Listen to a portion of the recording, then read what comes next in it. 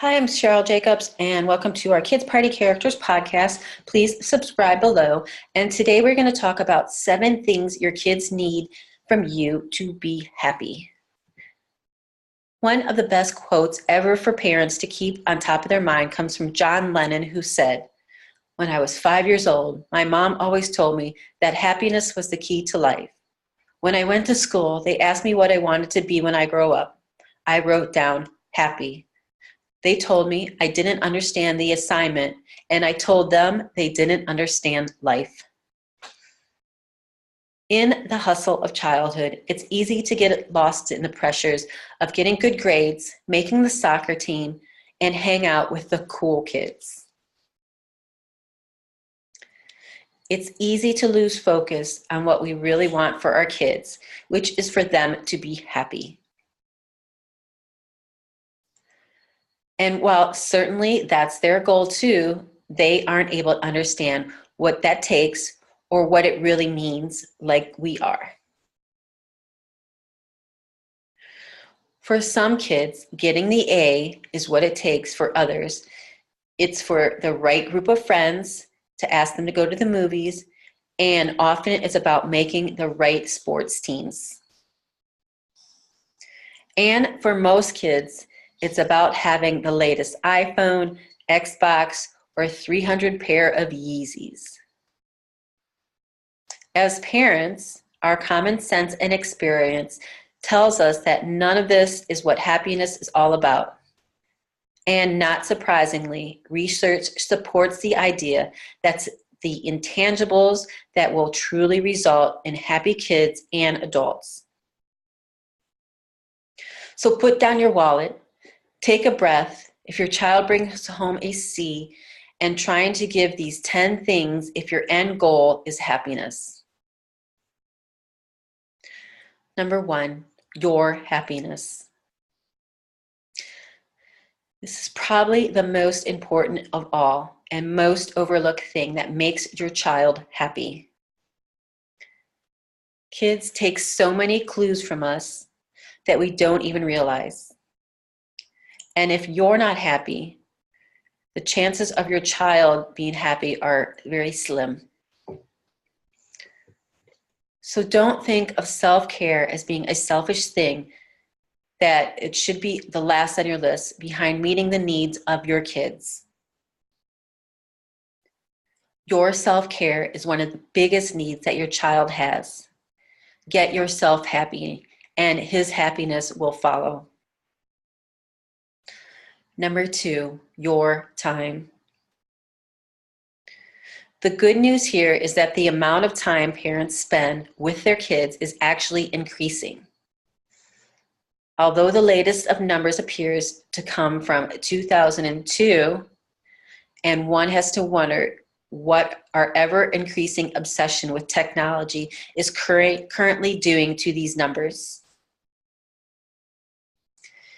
Even if we assume the best, the latest research shows parents spending between 60 and 104 minutes a day with their kids on average. This is not a number to be proud of. Schedule time with your kids the same as you would schedule for any other meeting or appointment, and then actually do things with them.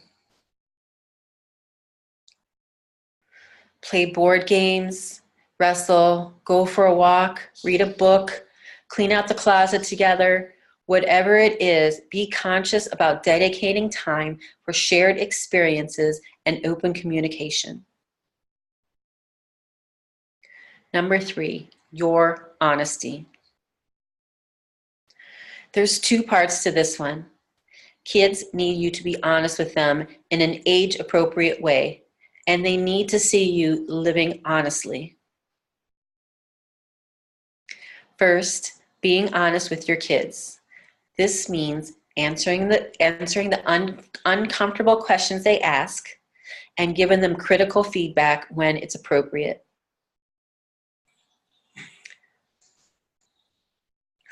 Learning how to take criticism and use it for good is a skill. It's your job to teach your children that criticism and correction don't mean that he's bad or a failure. They're opportunities for growth, and they prepare him for the real world and keep him from being crushed when hurtful criticism comes from a colleague, friend, or a boss. The second part of this one is living honestly. Requires that you, before you lie in front of your kids, that you think about it. As adults, we know it's okay to lie sometimes, and even best to lie sometimes. But kids don't have the ability to separate a good lie from a bad lie.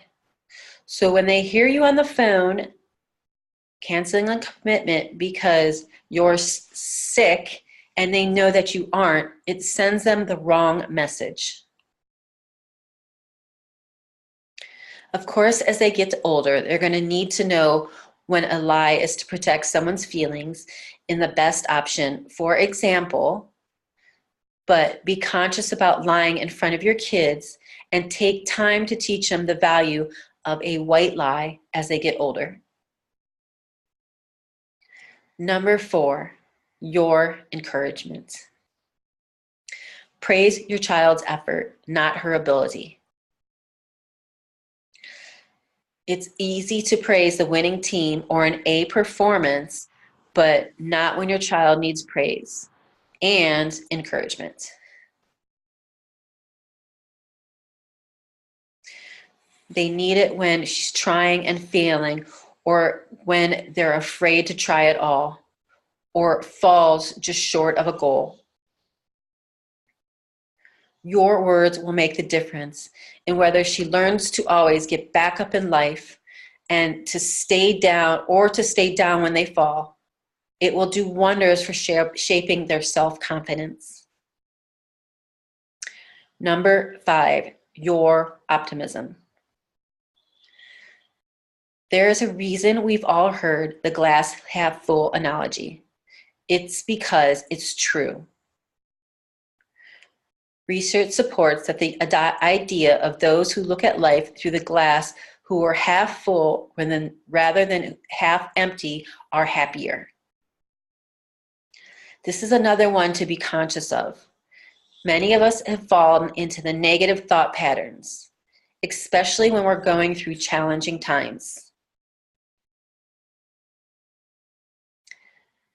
When you're making comments to or in the presence of your child and you are focusing on the negative, on what could go wrong or how hard life is?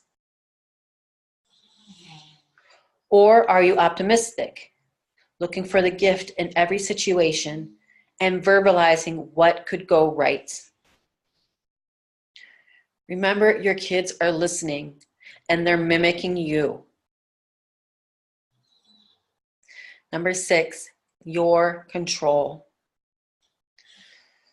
Sometimes in a misguided attempt to make our children happy, we let them do things that we know we probably shouldn't do, and we justify them with reasons. But ultimately, this isn't going to make your kids happier. They need you to be the bad guy, to make the decisions in their still growing brains that they can't make. You're not doing them any favors by letting them stay up all night long every weekend. And then they'll be able to enjoy the hours that they were awake on the weekend much more if they were well rested. And perhaps, most importantly, no matter how many hours of day their friends spend in front of the screen, and despite the fact that Xbox is the best and the cheapest babysitter that you're ever going to have, you've got to control how much time your kids spend playing video games, watching TV, and do whatever they do on their phones. Kids with less screen time are happier, which should be a matter of common sense, but there is research to back it up if you need it. Number 7, your positive relationships. We're back again to you being a positive role model for your kids, which is a common thing when it comes to their happiness. One thing most of all that research on happiness shows is that relationships, not stuff, that make people happy. It's important that you give your child the gift of knowing how to build good relationships. And the way you do this is by letting her watch you have a loving, respectful, trusting relationship with others. Whether it's a spouse, a partner, a friend, or a work colleague, it's irrelevant. The important thing is for your kids to see that you have positive relationships and to hear you talking about the benefits and joys of those relationships. What it really takes. It's not that hard to make your kids happy.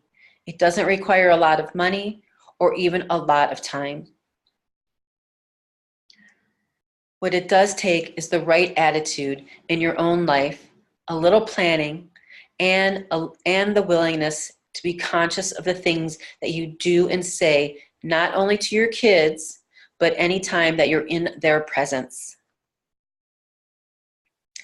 If you've gotten value from this post, make sure that you join us on Kids Party Characters on facebook.com/kidspartycharactersny for the daily updates on all the magic that we bring to Children's Party, as well as our best work-from-home tips for raising healthy and happy children. Again, I'm Cheryl Jacobs. Thank you for listening to our Kids Party Characters podcast, and please subscribe below.